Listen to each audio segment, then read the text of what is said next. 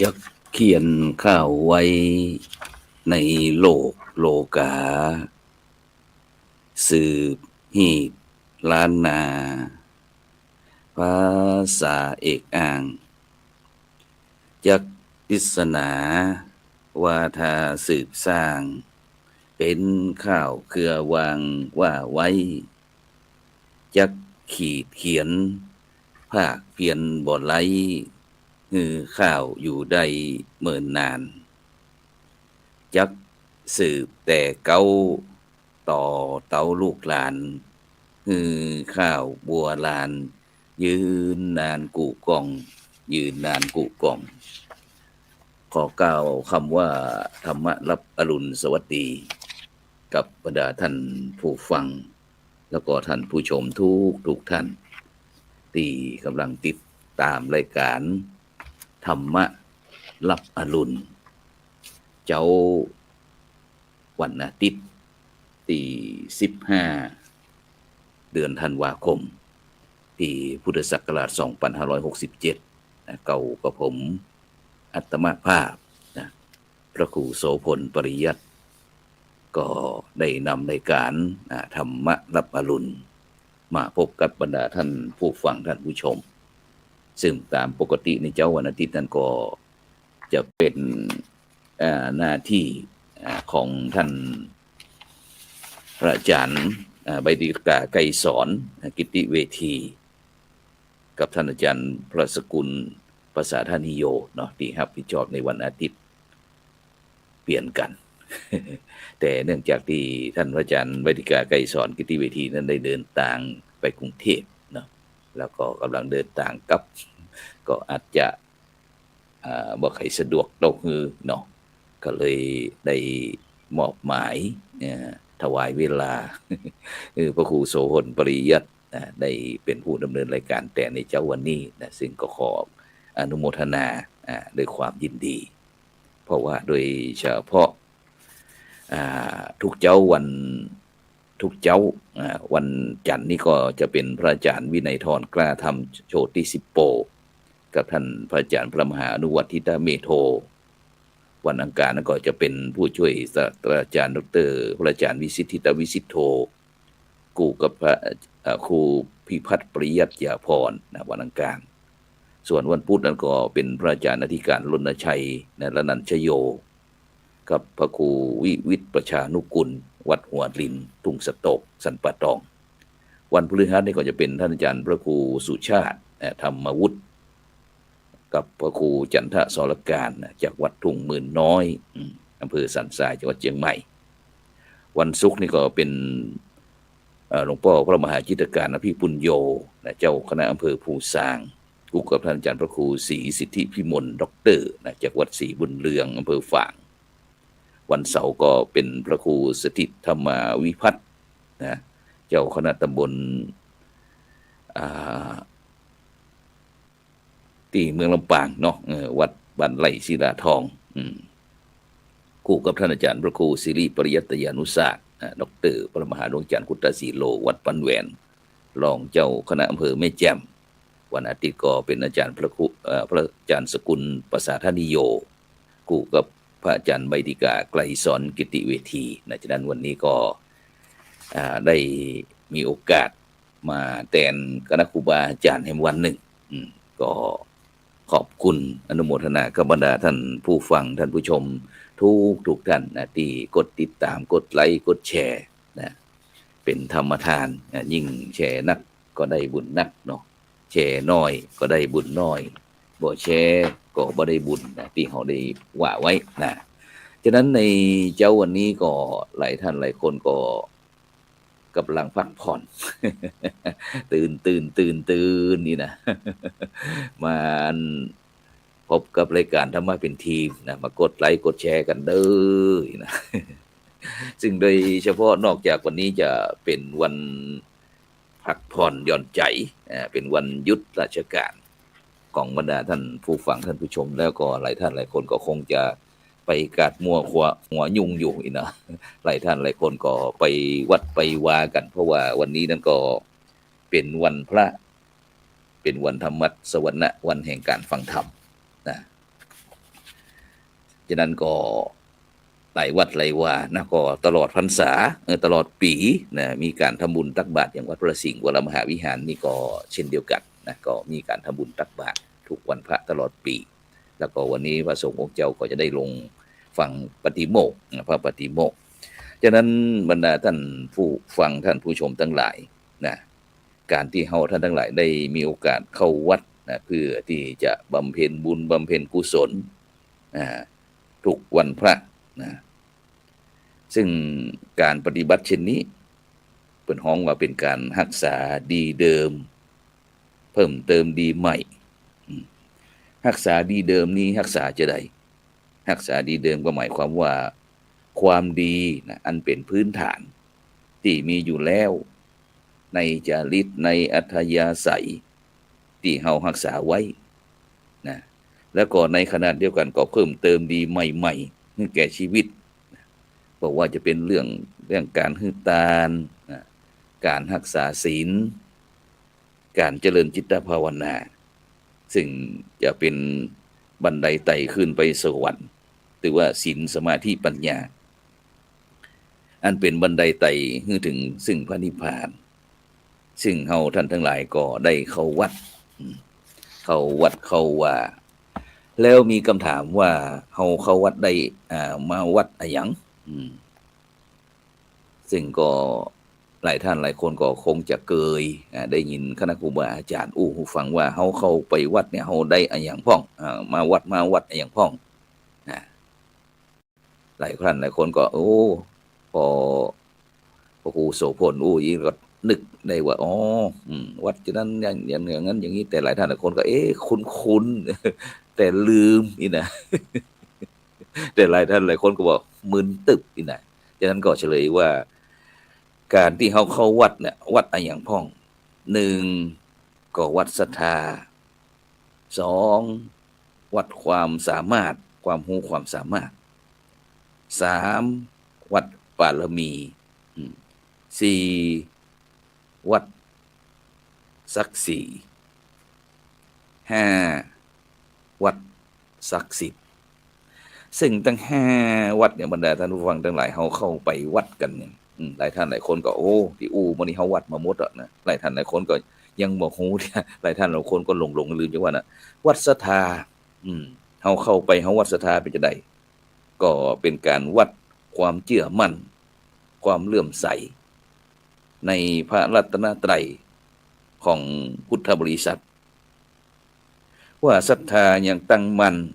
หรือว่าศรัทธาเนี่ยมันเริ่มคลอนแคลนงอดแงดโอนเอ็นเป็นศรัทธาเลื่อนเปื้อนหรือว่าเป็นศรัทธายกระดับหรือว่าเป็นศรัทธาตกระดับซึ่งศรัทธาตั้งมั่นแล้วเนี่ยบรรดาท่านผู้ฟังทั้งหลายก็ย่อมยังประโยชน์ให้สำเร็จนะคือมีความเชื่อมั่นว่าทำดีได้ดีทำบ่ดีก็ย่อมได้บ่ดีนรกสวรรค์มีแต่นิพพานมีแต่นะแม้ไผจะมาจักจวนจักนำเฮาค่อยเขวไปทางใดทางใดเฮาก็บ่ค่อยเขวมีความเชื่อมั่นอย่างเนี้ยเป็นฮ้องว่าศรัทธายกระดับแล้วก็ศรัทธาติดระดับบ่ใช่ศรัทธาตกระดับบางท่านบางคนพอมีข่าวมีพระโหนสลิงพ่องอีนะ พระตกข้างตางพ่องอีนะหรือว่าพระลอยฟ้าพ่องอีนะจีประทาในห้องเนี่ยอย่างไรอย่างเนี้ยเป็นว่ามีข่าวจวนฮือค่อยเขนนิดหน่อยนะเลิกเลยเอาแล้วเฮาบ่นับถือแล้วเฮาบ่เลื่อมใสแล้วเฮาบ่ไปแล้ววัดน่ะเลิกศรัทธาอย่างเนี้ยเป็นฮ้องว่าศรัทธาตกระดับนี่เรื่องวัดที่1ที่เฮาไปวัดนะวัดศรัทธาส่วนวัดที่2เปิดฮ้องว่าวัดความสามารถวัดความสามารถของสมภารเจ้าอาวาสนั้นๆว่าท่านมีความสามารถพัฒนาวัดวาอารามคือเปิ้นที่เจริญหูเจริญศรัทธาของญาติโยมได้เพียงใด แล้ววัดศาสตร์วัดสามารถความสามารถของศรัทธาญาติโยมว่าจะมีกำลังอุปถัมภ์ค้ำจูบำรุงวัดวาอารามได้มากน้อยเพียงใดนี่วัดสามารถส่วนวัดที่สามเป็นวัดบารมี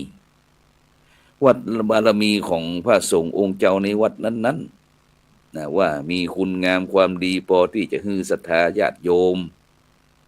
เลื่อมใสศรัทธาก่อหรือว่าเป็นเนื้อนาบุญมากน้อยเพียงใดนี่วัดที่สามส่วนวัดที่สี่วัดศักดิ์ศรีวัดศักดิ์ศรีของวัดศักดิ์ศรีของความเป็นพุทธบริษัทศักดิ์ศรีของความเป็นวัดวาอารามหรือว่าเป็นพระอารามหลวงนี่เนาะวัดหลากวัดหลวงวัดอื่นเขาวัดกันนักหนาป้าป้านแต่วัดเฮานี่เหงาเงียบดิ่งเย็นจ้อยนะ ทีนี้เป็นว่าแสดงว่าคนวัดเฮาเนี่ยบ่มีศักดิ์ศรีสู้ที่อื่นเปิ้นบ่ได้อีเนาะ นี่เปิ้นฮ้องว่าวัดศักดิ์ศรีส่วนแห่งวัดหนึ่งเป็นว่าวัดศักดิ์สิทธิ์วัดเป็นปูชนียสถานหรือว่ามีสิ่งศักดิ์สิทธิ์ใดๆเป็นแหงดึงดูดใจเฮาพ้องบางวัดก็มีพระพุทธรูปศักดิ์สิทธิ์อย่างยกตัวอย่างวัดพระสิงห์วรมหาวิหารนี่นะมีหลวงพ่อพระพุทธสิหิงค์เป็นพระกู้บ้านกู้เมืองไปวัดเจียงมันพ่องไปวัดบุพพารามวัดสวนดอกพระเจ้าเก้าตื้อนะไปดอยสุเทพเนี่ยมีพระบรมธาตุไปวัดเจ็ดยอดอย่างต่างๆเหล่านี้ซึ่งอย่างนี้เป็นห้องว่าวัดมีสิ่งศักดิ์สิทธิ์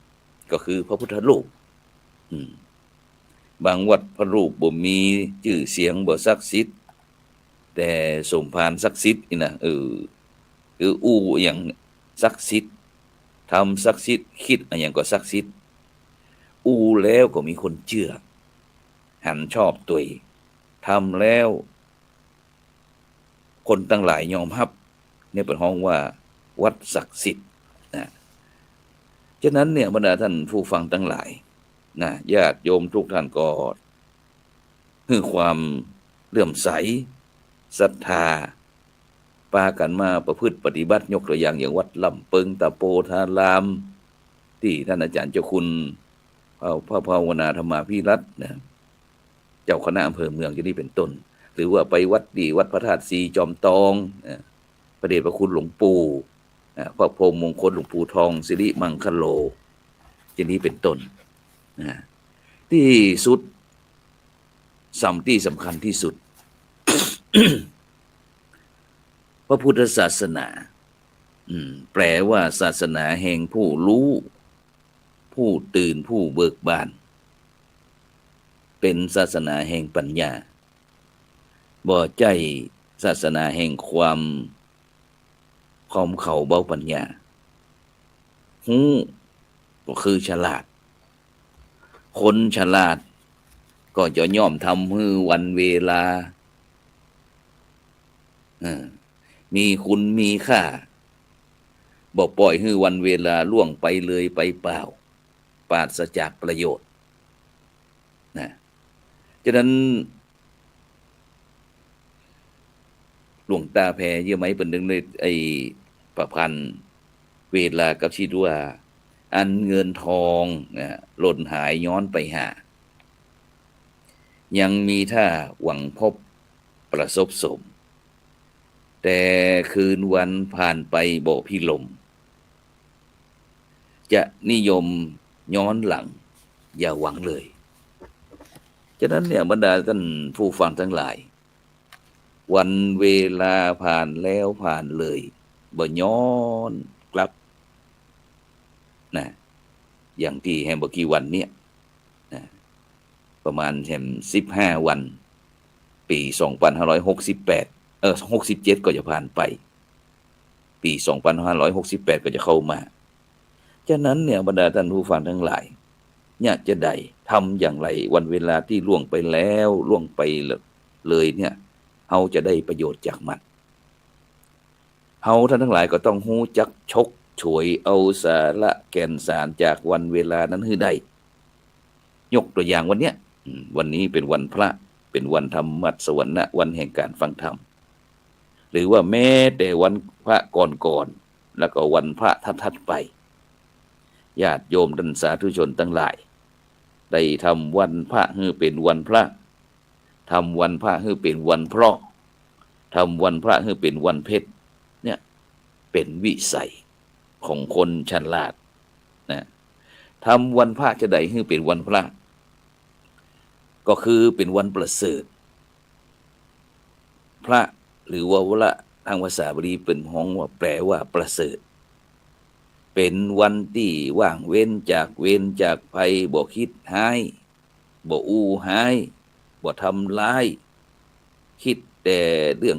ดีๆอู้แต่เรื่องดีๆทำแต่ดีวันพระจึงเป็นวันประเสริฐ7 วันเฮาเข้ามาทบทวนกันครั้งหนึ่ง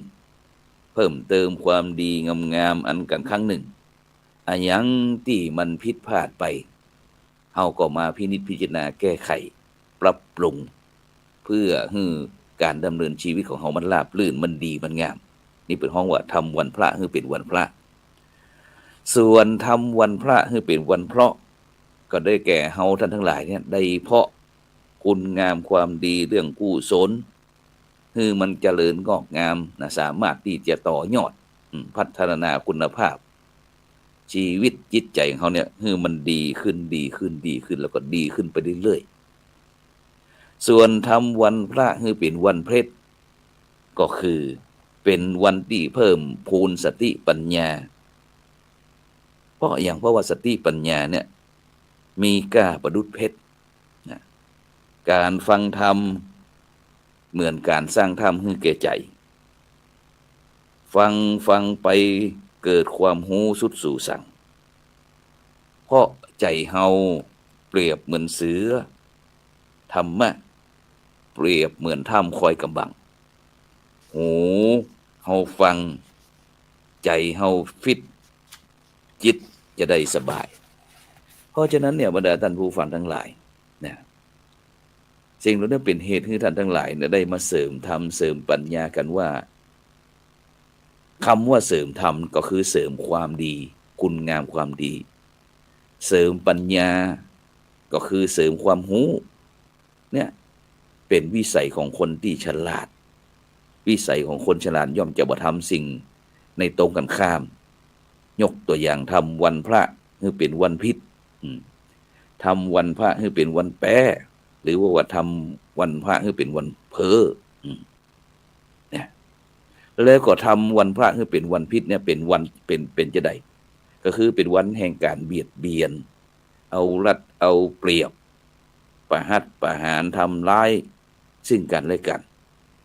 นะอย่างในปัจจุบันเนี่ยในบกี่วันเนี่ยเฮาฟังแล้วข่าวในเกิดในสังคมบ้านเฮาเนี่ยน่าเศร้าใจถึงแม้จะนับถือกันเป็นพ่อเป็นลูกแต่ก็ประหัตประหารทำร้ายล้างชีวิตซึ่งกันและกันเนี่ยทำวันพระให้เป็นวันแพร่แล้วก็ทำวันพระให้เป็นวันพิษนี่ก็คือเป็นวันแห่งการเบียดเบียนที่เฮาว่าเอารัดเอาเปรียบกันนี่นะทำร้ายซึ่งกันและกันวันพระให้เป็นวันแพ้วันแพ้ก็คือแพ้ต่ออำนาจของกิเลสความโลภความโกรธความหลงทำให้เสียผู้เสียคนตอนเฒ่าตอนแก่แล้วก็สุดท้ายก็คือทำวันพระให้เป็นวันเพ้อเป็นวันแห่งการโกหกเป็นวันแห่งการหลอกลวงเพ้อเจ้อเหลวไหลนะทำให้คนอื่นเสียทรัพย์เสียสินเสียศักดิ์เสียสีเสียชื่อเสียเสียงสารพัดที่จะเสียเพราะฉะนั้นเนี่ยบรรดาท่านผู้ฟังทั้งหลายวันพระเป็นวันแห่งการอธิษฐานแล้วก็สมาทานศีลเป็นวันชำระกายวาจาใจของเฮาเนี่ยให้มันบริสุทธิ์นะที่เป็นบอกว่าสะอาดกายเจริญวัยสะอาดใจเจริญสุขเพรา ราะฉะนั้นเนี่ยบรรดาท่านผู้ฟังทั้งหลายการประพฤติปฏิบัติธรรมเช่นเนี้ยนะจึงเป็นการขูดคัดจริตอัธยาศัยเนี่ยคือมันสดใสดีงามขึ้นอย่างที่ตะวาแล้วก็วันนี้อยู่ที่อาคาร5 จันทร์ก็เลี้ยวพอไปตั้งโรงเรียนธรรมราชศึกษาหันน้องเนนมีคณะครูบาอาจารย์นำปฏิบัติธรรมประจำปีตื่นเจ้าขึ้นมาก็ซ้ายย่างหนอขวาย่างหนอลงหนอลงหนอลงหนอพลิกหนอพลิกหนอกราบหนอกราบหนอถูกหนอถูกหนออย่างต่างๆเหล่านี้แหละเขาก็ได้ยินแล้วก็มันชื่นใจได้ยินเสียงเหล่านี้เขายังดีกว่าได้ยินเสียงที่มันทะเลาะเบาะแว้งนะจับจ้วงกล่าวร้ายเอาดีใส่ตัวเอาช่วงคนอื่นนี่นะบ่อยากจะฟังบรรดาท่านผู้ฟังทั้งหลายนะอยากจะให้สังคมชุมชนประเทศชาติของเขาเนี่ยนะอยู่ด้วยกันอย่างอีนอปอกันอยู่ด้วยกันฮักกันเหมือนปี่ดีกันเหมือนน้องปลองดองกันเหมือนญาติฉะนั้นเนี่ยบรรดาท่านผู้ฟังทั้งหลายคนที่ฉลาดเป็นแบบเป็นอย่างในการประพฤติปฏิบัติที่ดีงามเช่นนี้บ่ใช่จะมีแต่ในเฉพาะปัจจุบันแต่แม้แต่ในอดีตแม้ครั้งพุทธกาลก็มีมาแล้วโดยเฉพาะนะมีสตรีท่านหนึ่งที่มีชื่อเสียงโด่งดังในวงการพระพุทธศาสนาซึ่งสตรีนางเนี้ยได้รับการยกย่องจากสมเด็จพระบรมศาสดาสัมมาสัมพุทธเจ้าว่าเป็นผู้ที่มีคุณสมบัติพิเศษหลายอย่างหลายประการคุณสมบัติพิเศษนี้ก็เป็นผู้ที่มีความงามชนิดที่เป็นฮ้องว่าคนอื่นบ่มีแล้วก็เป็นอุปถายิกาสำคัญเป็นกำลังสำคัญในวงการพระพุทธศาสนาเป็นแบบเป็นอย่างที่ดีงามของนักบำเพ็ญบุญตั้งแต่อดีตจนถึงปัจจุบันซึ่งบุคคลท่านนั้นนางนั้นก็คือนางวิสาขามหาอุบาสิกาซึ่งนางวิสาขามหาอุบาสิกานี่ก็เป็นธิดาของลูกสาวของท่านธนัญชัยเศรษฐีมารดาของนางก็คือนางสุมนาเทวีซึ่งได้อู้ถึงว่าคุณสมบัติพิเศษของนางวิสาขานี่เป็นฮ้องว่าเบญจกัลยาณีเบญจแปลว่า5กัลยาณีแปลว่างามฉะนั้นก็งามทั้ง5อย่างนะความงามพิเศษ5ประการก็คือผมงามผิวงามเนื้องามกระดูกงามแล้วก็วัยงามฉะนั้นบรรดาท่านผู้ฟังทั้งหลายท่านทั้งหลายเป็นจะได้ฟ้องงามเหมือนกับนางวิสาขาที่ได้อู้ฟังก็ลองไปเปรียบเทียบพอถ้าเฮายังบ่งามเดี๋ยวเฮาก็มั่นนะทำเข้าวัดปฏิบัติธรรมนะเพื่อที่จะได้งามแบบนางวิสาขาพ่องฉะนั้นบรรดาท่านผู้ฟังทั้งหลายนะก็อยากจะให้ท่านทั้งหลายได้ดำเนินชีวิตด้วยความบริสุทธิ์ในวันในเวลานะจันตวานี่ก็ได้มีโอกาสไปที่วัดป่าแพ่งนะเพื่อที่จะไปร่วมบำเพ็ญบุญบำเพ็ญกุศลส่งสการตานขาบแม่ครูพัทธีลาเล่าสื่อนะที่เคยสอนภาษาจีนนะที่ศูนย์ศึกษาพระพุทธศาสนาวันอาทิตย์นะวัดพระสิงห์วรมหาวิหารของเฮานะ10 กว่าปีที่ผ่านมาแต่เนื่องจากที่แม่ครูเล่าสื่อเป็นได้เสียชีวิตด้วยโรคมะเร็งนะมะเร็งก็แต่ว่านี่ก็ได้มีโอกาสไปที่วัดป่าแพ่งไปร่วมเป็นเจ้าภาพให้กำลังใจกับบรรดาท่านเจ้าภาพต่างๆญาติพี่น้องนะซึ่งเพิ่นก็มีอายุโดย78 ปีหลังจากที่ได้เป็นเจ้าภาพฟังวางผ้าไตรมหาบังสกุลเรียบร้อยแล้วนะก็ได้ไปฉันเพลเสร็จก็ได้อู้กับ ได้สนทนากับท่านอาจารย์พระมหาประเสริฐพัฒนาจารย์โลเจ้าอาวาสวัดป่าแพ่งก็ว่าอันได้อู้ถึงเรื่องบทบาทของวัดวาอารามพระสังฆเจ้าต่างๆบทบาทของพุทธบริษัทในปัจจุบันเสร็จแล้วก็ได้อู้ถึงเรื่องการทำบุญฉลองครบรอบสถาปนา40 ปีมหาวิทยาลัยมหาจุฬาลงกรณราชวิทยาลัยเขตเชียงใหม่ระหว่างวันที่19ถึงวันที่21ธันวาคมที่ตำบลป่าเมียงอำเภอดอยสะเก็ดจังหวัดเชียงใหม่ของเฮาซึ่งวันที่19นั้นก็จะเป็นการเตะมหาจาตุนานาชาติมีตึงพี่น้องตั้งล้านนาแบบทำนองแบบล้านนาทำนองแบบอันจะไตลื้อจาก12ปันนาแล้วก็จากไตขืนไตเขินนี่จากเมียนมาหรือว่าฉานแล้วก็ไตลื้อจากพี่น้องสาธารณรัฐประชาธิปไตยประชาชนลาวนครกัดนี่เพื่อที่จะส่งเสริมประเพณีเทศมหาชาตินานาชาติในวันที่19ส่วนในวันที่20ในวันที่20นี้ก็จะเป็นพิธีการแข่งขันเปิดนิทรรศการการแข่งขันทักษะทางวิชาการเครือข่ายสถาบันการศึกษาประถมศึกษาเชียงใหม่เขต1เขต2เขต3เขต4ซึ่งก็จะได้นำนิทรรศการงานแล้วก็การแข่งขันของละเด็กละอ่อนมาร่วมกันที่มจล.ปงกุ้งซึ่งตอนนี้ก็ได้เริ่มทยอยเคลื่อนย้ายจากวัดสวนดอกโดยเฉพาะเอานิสิตนักศึกษาจากปี1ไปทำการเรียนการสอนที่ปุ้นฉะนั้นเนี่ยบรรดาท่านผู้ฟังทั้งหลายในงานนี้ก็ในวันที่20นี้ก็จะเป็นการแข่งขันตอบปัญหาธรรมะบรรยายธรรมประกวดร้องเพลงและก็โครงงานคุณธรรมต่างๆฉะนั้นแต่ว่านี้ท่านอาจารย์มหาประเสริฐก็ได้ร่วมบริจาคพัดลมแล้วก็เครื่องต้มน้ำร้อนเพื่อที่จะเป็นรางวัลห่างบัตรนี่ก็บรรดาละเด็กละอ่อนที่ไปร่วมกิจกรรมประมาณ 3-400 คน40-50โรงเรียนก็โรงเรียนละประมาณ10ก็ประมาณ 3-400ฉะนั้นก็เลยประชาสัมพันธ์เชิญชวนเด้อไผที่อยากจะมีรางวัลห่างบัตร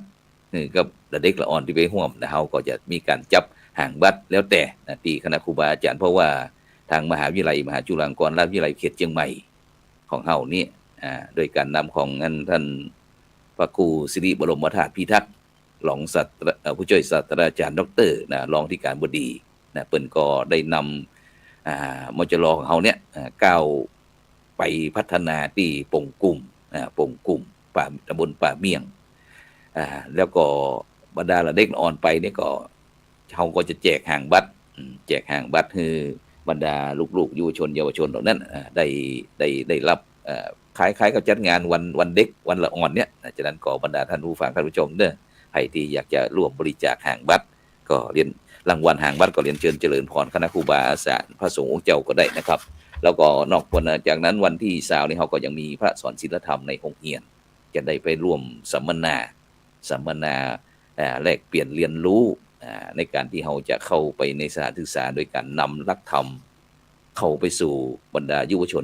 เนี่ยก็เป็นสิ่งที่สำคัญฉะนั้นก็วันที่20เนาะวันจัดที่นิทรรศการงานส่วนวันที่21วันที่21นี่ก็จะเป็นพิธีเปิดป้ายประตูมหาวิทยาลัยเป็นประตูที่งามบรรดาท่านผู้ฟังทั้งหลายอย่าลืมเด้อแล้วก็จะได้อังคาจราธนาพระสังฆเจ้าอาวาสทั่วทั้งหมดเมืองเชียงใหม่เนี่ยไปหับกินหับตานแล้วก็เป็นงานคล้ายกับหัววัดด้วย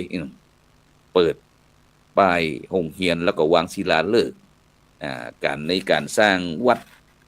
มหาจุฬาศรีวิชยารามถวายแก่หลวงปู่ครูบาเจ้าศรีวิชัยเปิดป้ายมหาวิทยาลัยแล้วก็วางศิลาฤกษ์สร้างวัดด้วยแล้วก็อบรมสมโภช40 ปีของมหาวิทยาลัยมหาจุฬาลงกรณราชวิทยาลัยเขตเชียงใหม่ของเฮาแต่ก็ความจริงพระครูโสพลปริยัติก็ตั้งใจไว้เหมือนกันว่าจะ ไปร่วมงานจัดการงานนะแล้วก็พอคิวแล้วมีแทรกมาก็คือโครงการตรวจเยี่ยมวัดประชารัฐสร้างสุขระดับผลนะวันที่17นี้ไปที่กำแพงเพชรวันที่18จังหวัดพิษณุโลก19ลำพูนวันที่20เชียงรายเนี่ยบรรดาท่านผู้ฟังทั้งหลายตรงกันเป๊ะเลย ก็อูกับอันแต่ว่านี้ได้รับความเมตตาจากพระเดชคุณหลวงพ่อพระเทพสิงหวราจารย์ดอกเตอรเจ้าอาวาสวัดพระสิงห์วรมหาวิหารเป็นก็โทรมาบอกว่ามันมีโครงงานตรงนี้อย่างเงี้ยจะได้ดี หลวงพ่อก็ติดงานนักนะโดยเฉพาะก็ในหลวงก็จะเสด็จมาส่วนพระองค์ที่วัดพระสิงห์ในวันที่5มกราคมด้วยแล้วก็ในช่วงนี้ก็จะมีการประชุมกับหน่วยงานที่รับผิดชอบในการรับเสด็จอย่างต่างๆเหล่านี้นะหลวงพ่อก็บอกว่าช่วยไปแทนกำเนิด เนี่ยเดี๋ยวก็จะลองอู้กับทีมงานกับบรรดาท่านผู้ฟังทั้งหลายเพราะว่า19 21ที่โป่งกลุ่มนะแล้วก็วันที่18นี่ก็จะตรวจข้อสอบธรรมศึกษาสนามหลวงที่วิทยาลัยสงฆ์ลำพูน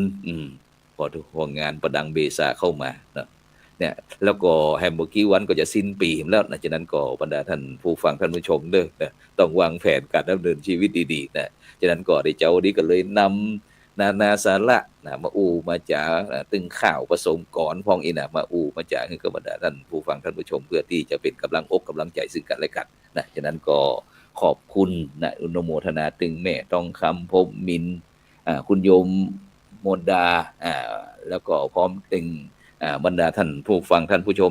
ทุกท่านนะที่ติดตามทั้งทีวีออนไลน์ของทั้ง YouTube ทั้ง Facebook แม้กระทั่งสถานีวิทยุเครือข่ายขึ้นสีข่าวชาวประชา8จังหวัดภาคเหนือของเฮานะฉะนั้นก็